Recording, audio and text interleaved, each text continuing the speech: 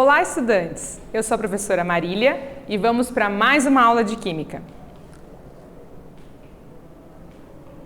Os objetivos da aula: revisar o conceito de ácido segundo a teoria de Arrhenius, entender o significado de reação de ionização e classificar os ácidos de Arrhenius e praticar o conhecimento por meio de atividades e questionamentos. Então, as perguntas da aula. Como identificamos um ácido de Arrhenius? Você sabe como os ácidos de Arrhenius são diferenciados? Então, essas são questões que vamos estar respondendo durante a aula de hoje.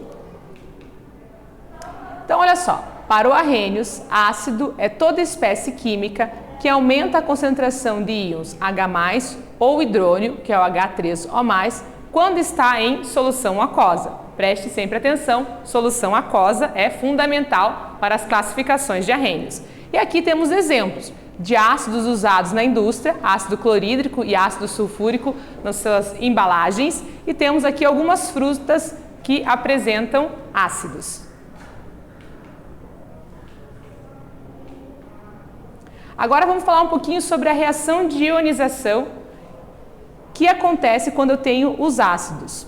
Então, uma reação química que origina íons, cátions e ânions a partir de substâncias moleculares quando adicionadas à água. A ionização é um processo químico, pois os átomos neutros, independente do estado de agregação, seja sólido, líquido ou gasoso, adquirem cargas elétricas positivas e negativas quando em contato com a água, e aqui a gente tem a reação de ionização completa do ácido clorídrico, que é o HCl. Olha só, então a gente tem a água e ela tem dois pares de elétrons livres aqui. Temos o nosso HCl e tem 3 pares de elétrons livres lá em volta do cloro. O hidrogênio que estava ligado com o cloro aqui na molécula do ácido clorídrico passa lá e se junta com um dos elétrons que estavam disponíveis em um dos pares da água. E aí ele vai formar o nosso cátion hidrônio, que é o H3O+. Então adicionamos um hidrogênio aqui nessa história. E o nosso cloro, por sua vez, que perdeu o hidrogênio lá, ficou então disponível ali, o sinalzinho de menos, né, indicando ali que ele está então fazendo a parte negativa e o H3O+, fazendo a parte positiva, correto?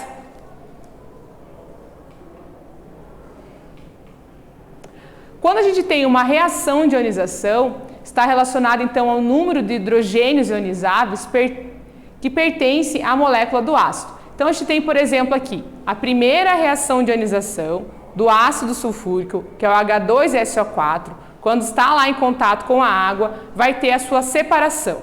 H3O+ para a parte positiva, o cátion, e HSO4- na solução aquosa aí, o nosso íon negativo. Na segunda reação, a gente vai ter então o nosso íon HSO4-, a água, o H3O+, e o SO4-2 como íon negativo. O que a gente tem de igual dos dois lados nas reações vão ser cortados, por isso o risquinho aqui em cima do HSO4- dos dois lados, aqui como reagente e lá como produto, e aí a gente vai ter então a ionização total representada dessa maneira aqui. Veja que somamos a água, por isso 2 aqui na frente. Somamos também o H3O+, e temos o 2 aqui na frente. Formou então lá a nossa reação completa de ionização. Vamos fazer a atividade 1, falando um pouquinho sobre a ionização então. Olha só. O ácido fosfórico, H3PO4, é uma substância incolor e encontrada no comércio na sua forma líquida viscosa.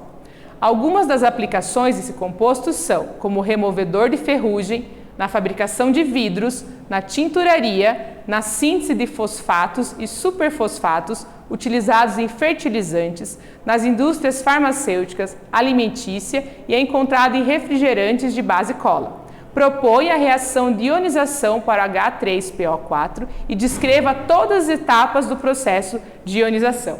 Agora é com vocês.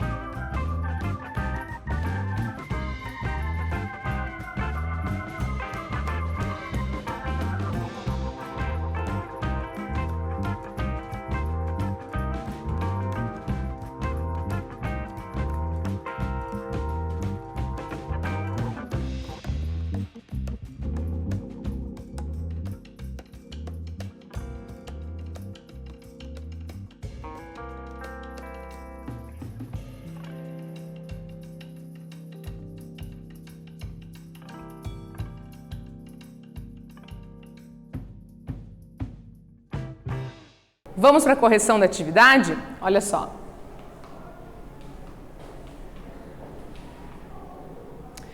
Então, o nosso H3PO4 apresenta 3 átomos de hidrogênio ionizáveis. Logo, a reação de ionização possui 3 etapas. Então, a gente vai escrever sempre o nosso ácido, começando aqui, junto com a água, vai formar o H3O+, e o H2PO4-.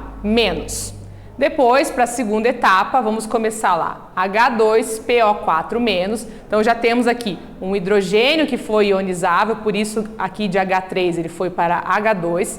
Vamos somar novamente com a água, botar em solução aquosa, novamente H3O+, e HPO4-2. Então, já temos aqui de 2 para 1. Vamos pegar o HPO4-2 com a água, formando H3O+, e o íon PO4-3. Tudo que a gente tem igual dos dois lados, o que está aqui em vermelho e amarelo, o risquinho mostra que vai ser eliminado, não é esse os íons que vão aparecer na ionização total.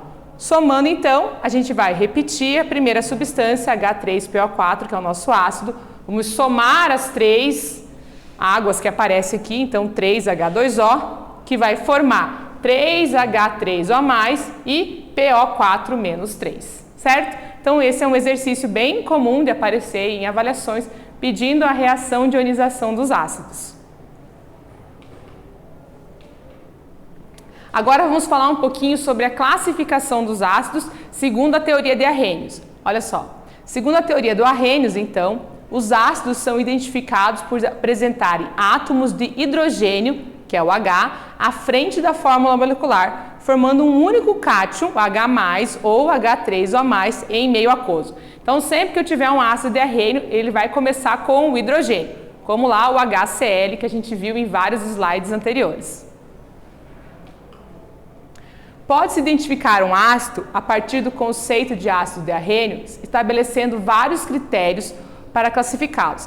Então, ele pode ser classificado quanto à presença de um oxigênio dentro da fórmula molecular aí desse ácido, quanto ao número de hidrogênios ionizáveis, ou seja, hidrogênios que são liberados no meio aquoso na forma de H+, quando ele está em solução com a água, e quanto à força ou grau de ionização para os ácidos. Então, quanto à presença ou ausência de oxigênio, a gente vai ter os hidrácidos, que são os ácidos caracterizados pela falta, pela ausência do oxigênio, e como exemplo a gente tem HCl, HBr, HF, HI, entre outros. E os oxiácidos são os ácidos que apresentam o oxigênio na sua molécula, como HNO3, H2SO4, H3PO4 e os demais representados ali. Quanto ao número de hidrogênios ionizáveis, né, que são os hidrogênios liberados quando em solução aquosa, a gente vai ter os monoácidos, que são aqueles que apresentam somente um hidrogênio ionizável. E note que na fórmula a gente tem só um hidrogênio para todos eles aqui, exceto o H3PO2, que é uma exceção, é classificado como um monoácido, apesar de ter 3 hidrogênios, só um fica disponível para ser ionizado. Os diácidos, então, apresentam 2 hidrogênios ionizáveis. E veja aí que a grande maioria deles tem 2 hidrogênios desenhados aí na sua fórmula molecular, exceto aqui o H3PO3, pelo mesmo motivo, né? Ele, apesar de ter os 3 ali, só 2 são ionizáveis, por isso ele está na classificação de diácido. Triácidos, que apresentam 3 hidrogênios ionizáveis, e os tetraácidos, que apresentam 4 hidrogênios ionizáveis, e a gente enxerga sempre H4 no início das fórmulas moleculares dos tetraácidos. Observe o seguinte, que para os hidrácidos, todos os hidrogênios são ionizáveis. Então, se eu tenho um hidrácido como o HCl, todos os hidrogênios são ionizáveis. No caso dos oxiácidos, são considerados os hidrogênios ionizáveis somente os Hs ligados ao átomo, né, de oxigênio. Com exceção, a gente vai ter, então, o H3PO2, que é o ácido fosfínico, que é um monoácido, e o H3PO4, que é um diácido, estava ali nas nossas classificações anteriores. Quanto à força ou grau de ionização, que a gente chama de alfa. Então, essa grandeza indica a porcentagem existente entre a razão do número de moléculas do ácido dissolvido em água e o número de moléculas que efetivamente sofreram ionização. Então, a gente tem uma quantidade de moléculas, nem todas sofrem ionização, e a razão entre essas quantidades vai me dar o grau de ionização dos ácidos. E aí a gente pode calcular assim. Quanto maior o grau de ionização, maior será a concentração de íons H+ presentes na solução, proporcionando uma maior condutividade elétrica da solução, então tendo mais força esse ácido. E temos dois métodos para chegar nessa informação. Então, o primeiro, a gente pode utilizar essa expressão aqui para calcular o grau de ionização dos ácidos. E aí a gente vai ter, então, alfa é igual a x dividido por y vezes 100, onde alfa significa grau de ionização, o x representa o número de moléculas ionizadas e o y o número de moléculas dissolvidas. Se você fizer a conta e o alfa for maior ou igual que 50, significa que o ácido é forte. Se o alfa tiver entre 5 e 50, é um ácido moderado, e se o alfa for igual ou menor que 5, é considerado um ácido fraco.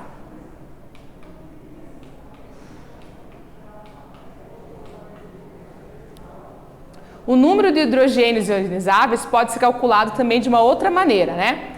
No segundo método, a força de um ácido está relacionada ao número de hidrogênios ionizáveis, ou seja, aquele hidrogênio que estiver ligado a outro átomo mais eletronegativo, geralmente o oxigênio, no caso dos oxiácidos. Então veja só, nos hidrácidos, em um hidrácido, todos os hidrogênios são ionizáveis. Ácidos fortes, somente vão ser o ácido clorídrico, bromídrico e iodídrico. Então, esses três são os ácidos fortes. Ácido moderado é apenas o ácido fluorídrico, que é o HF, uma vez que as moléculas desse ácido estão unidas por ligações de hidrogênio e a ionização é menor nessa molécula. E os ácidos fracos são todos os demais, como por exemplo o ácido sulfídrico, o ácido cianídrico, o ácido isocianídrico e todos os outros que a gente viu até agora. Então lembrando que os três fortes são HCl, HBr e o HI, né? Como moderado temos só o HF, todos os outros então consideramos ácidos fracos. E os oxiácidos temos que fazer uma continha aí para chegar na situação do grau de ionização. A força de um oxiácido é dada pela regra de Pauling, que fala o seguinte, que a força é igual ao número de oxigênios menos o número de hidrogênios ionizáveis. Então, um ácido forte, por exemplo, a gente faz a conta e o resultado tem que ser igual ou maior que 2. Aí tem um exemplo aqui, ó, H2SO4. Então, ele tem 4 oxigênios e tem 2 hidrogênios. Então, o valor aqui da nossa continha, 2, ele é um ácido forte. O H4P2O7 tem 7 oxigênios, 4 hidrogênios, a continha deu 3, também consideramos ácido forte. Ácidos moderados quando o resultado da subtração for igual a 1, por exemplo, o H3PO4, então temos 4 oxigênios, 3 hidrogênios, a continha deu 1, e ácido fraco é quando o resultado da subtração for igual a 0, como por exemplo, H3BO3, que tem 3 hidrogênios, 3 oxigênios, a conta vai dar 0. Veja que a equação de Pauling ali para força, estamos falando de oxiácidos, certo? Vamos fazer a atividade 2. Essa atividade está dividida em duas partes, então vou deixar um tempinho cada uma das telas para que você possa ler com cuidado. Olha só. Quanto maior a força de um ácido, maior é sua capacidade de sofrer ionização e, consequentemente, produzir íons em água. Assim, é possível acender uma lâmpada utilizando apenas uma cuba de vidro, 2 fios elétricos e um soquete, como mostra a figura 1. A partir do grau de ionização, o alfa, dos ácidos, quando adicionados à água, você consegue prever qual ácido possui um alto grau de ionização e assim é capaz de acender a lâmpada com um brilho mais intenso? Temos os dados aqui, quero saber a resposta de vocês.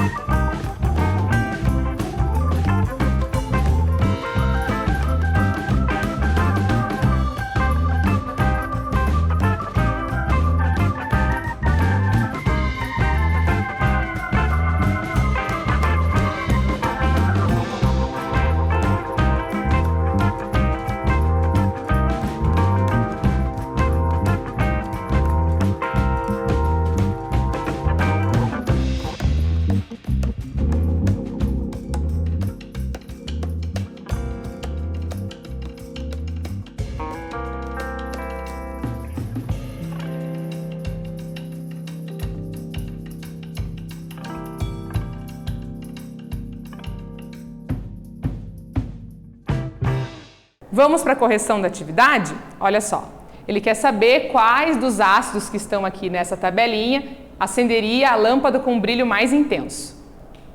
E a resposta é o seguinte, ó.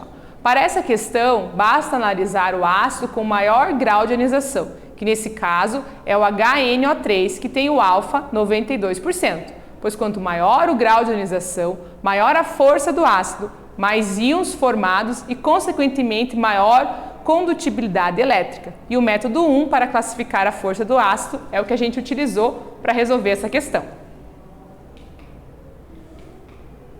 Vamos pensar um pouquinho sobre a aula. Trouxe uma reportagem aqui. Para acessar o conteúdo completo, basta apontar a câmera do celular para o QR Code e a reportagem fala o seguinte: o que é o carvão mineral? Então, o carvão mineral é um combustível fóssil extraído da terra por meio da mineração. Sua origem se dá a partir da decomposição da matéria orgânica, resto de árvores e plantas, que se acumulou sobre uma lâmina de água há milhões de anos.